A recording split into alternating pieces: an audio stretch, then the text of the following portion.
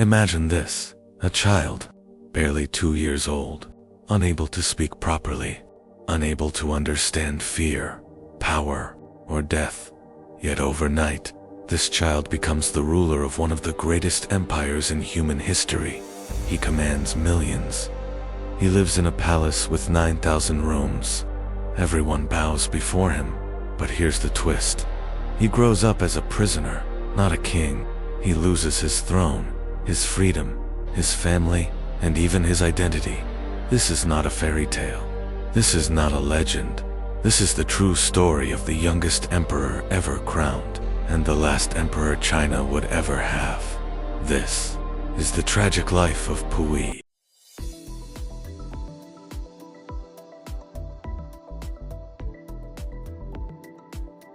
Today's story takes us to Imperial China, to a collapsing empire, a forbidden palace, and a child who never had a choice. This is the story of power without freedom, luxury without love, a crown that destroyed a life. Let's go back to the year 1908. The year is 1911, the Great Qing Dynasty. A colossal empire that had ruled China for over 250 years stands on the brink of collapse. For centuries, it had been a beacon of power and culture, a vast realm stretching from the Siberian forests to the tropical jungles of the south. But now, the Dragon Throne was trembling, and the winds of change were howling through the corridors of the Forbidden City. How did it come to this? How did an empire of such magnitude crumble into dust in what seemed like the blink of an eye? The story of the Qing's decline is a complex tapestry woven with threads of internal decay and external pressure. By the 19th century, the once mighty dynasty was showing its age. A population explosion had put immense strain on the land and resources, leading to widespread famine and social unrest. Corruption was rampant within the imperial bureaucracy. Officials, more concerned with their own wealth than the welfare of the people, lined their pockets while the empire's foundations rotted from within. Its internal weakness made the Qing vulnerable to foreign powers. The West, powered by the Industrial Revolution, came knocking, not with gifts, but with gunboats. The Opium Wars were a brutal awakening. Britain, seeking to balance its trade deficit from a massive appetite for Chinese tea, flooded the country with opium. When the Qing government tried to stop the drug trade, the British responded with overwhelming military force. The resulting treaties were humiliating, forcing China to cede territory like Hong Kong, open its ports to foreign trade, and pay massive indemnities. The century of humiliation had begun. One disaster followed another: a Taiping rebellion, a cataclysmic civil war led by a man who claimed to be the younger brother of Jesus Christ, ravaged the country for 14 years, claiming the lives of at least 20 million people. It was the deadliest conflict of the 19th century, and it bled the Qing dynasty of its treasure and its strength, leaving it a shadow of its former self. Even though the rebellion was eventually crushed, the empire never truly recovered. The court itself was paralyzed by intrigue and indecision. The powerful empress, Dowager Cixi, a shrewd and conservative ruler, held on to power with an iron grip for decades. While she navigated the treacherous political landscape with skill, her resistance to fundamental reform ultimately stifled the changes needed to modernize China and save the dynasty. The 100 Days Reform in 1898, a brief and ambitious attempt by the young Guangxu emperor to overhaul the state, was swiftly crushed by Cixi, who saw it as a threat to her authority. Its final blow came with the Boxer Rebellion at the turn of the century. This violent anti-foreign uprising was initially encouraged by conservatives at court, but ended in disaster. An international army of 8 nations marched on Beijing, sacking the capital and imposing yet another crippling indemnity on the Qing government. The throne's authority was shattered beyond repair. In the aftermath, revolutionary ideas, once on the fringe, now captured the popular imagination. Sun Yat-sen, a Western-educated doctor, tirelessly campaigned for a republic, uniting various anti-Qing groups under a single banner. The dynasty's last-ditch efforts at reform were too little, too late. On October 10, 1911, a mutiny in the city of Wuchang ignited a chain reaction.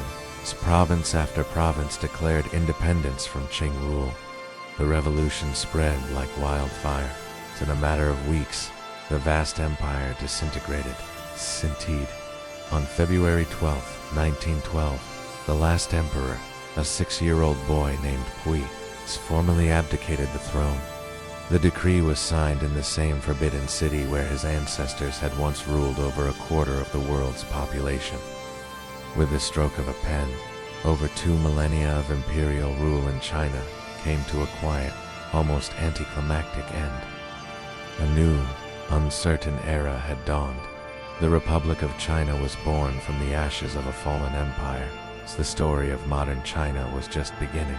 On a cold night in 1908, imperial officials arrived at a noble household in Beijing. Inside that house was a 2-year-old boy. His name was Pui.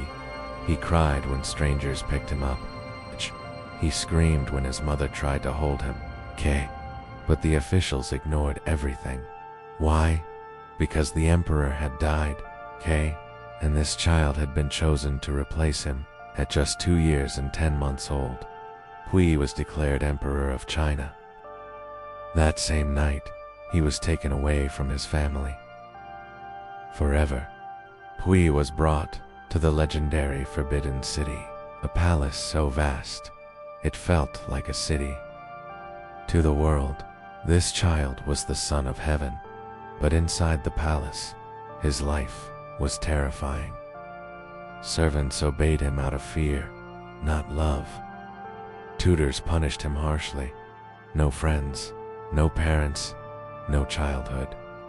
He was surrounded by luxury, yet completely alone. He did not know he was emperor. He only knew that everyone was afraid of him, and fear is a dangerous thing to give a child. Just 3 years after Puyi's coronation, China exploded. The Xinhai Revolution erupted. The people had had enough. In 1912, the Qing dynasty officially ended. For the first time in history, China had no emperor. Pui was forced to abdicate. He was 6 years old. But here's the strange part. Even after losing the throne, Pui was allowed to stay inside the Forbidden City. A former emperor, living like a ghost inside his own palace. As Pui grew older, he began to understand something horrifying. He was not a ruler, he was a symbol. Politicians used him. Foreign powers manipulated him. No one cared about his happiness. In 1924, he was finally expelled from the Forbidden City. The gates closed behind him. For the first time in his life, he stepped into the real world, and he had no idea how to live in it. Japan soon entered the picture.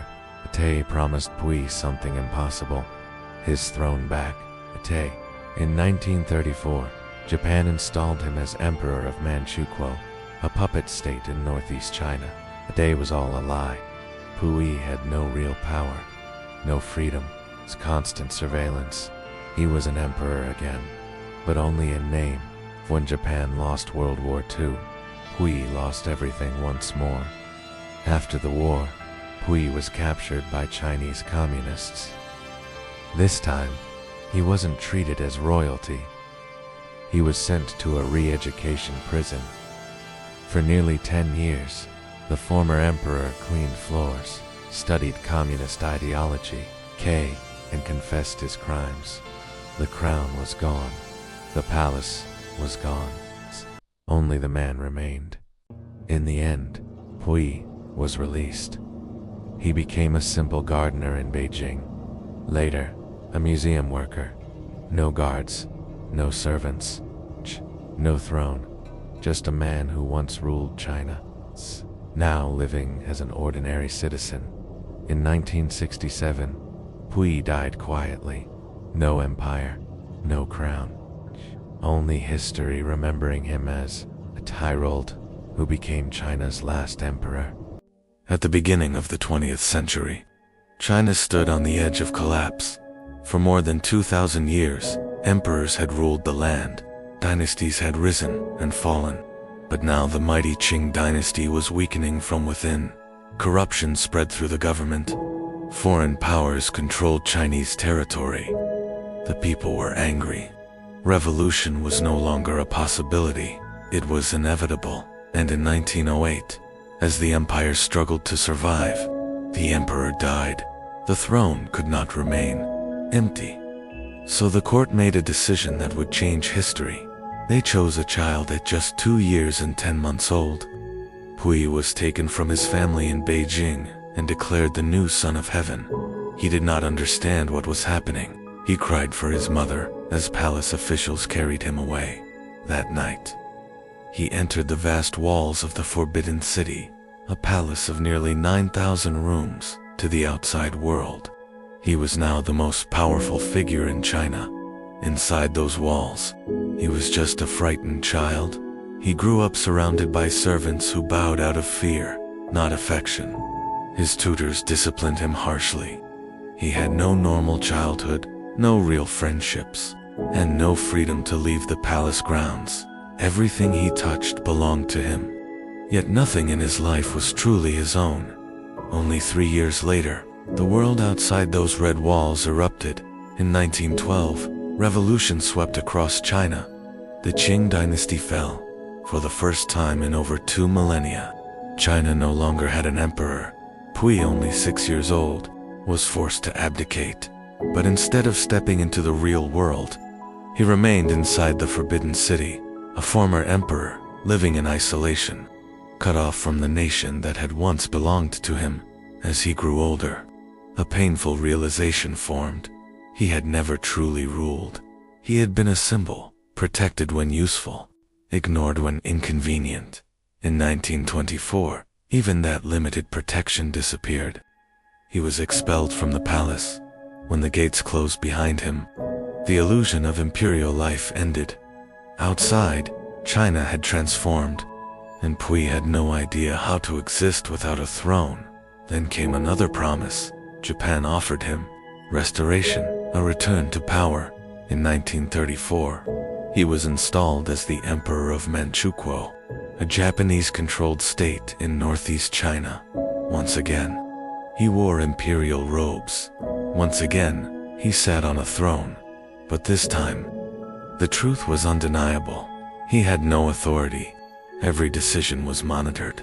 Every movement watched. He was emperor in appearance, but a puppet in reality. When Japan was defeated in World War II, that fragile illusion shattered. Pui, I was captured. This time, there would be no special treatment. Under the new communist government, he was sent to a re-education prison. For nearly 10 years, the former emperor lived like any other inmate.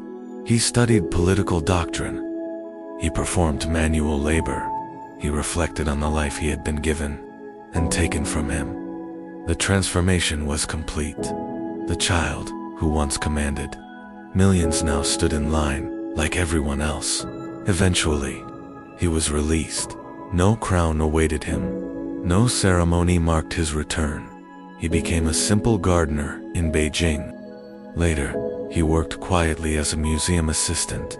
Visitors walked past him without realizing who he had once been. In 1967, his life came to an unremarkable end. No empire, no throne, only history, remembering the strange journey of a boy who was handed absolute power before he could understand it. Thank you and for spent watching. the rest of his life trying to If you understand found who he this really journey was through without history it. interesting, please like this video and subscribe to our channel for more stories from the past. See you next time.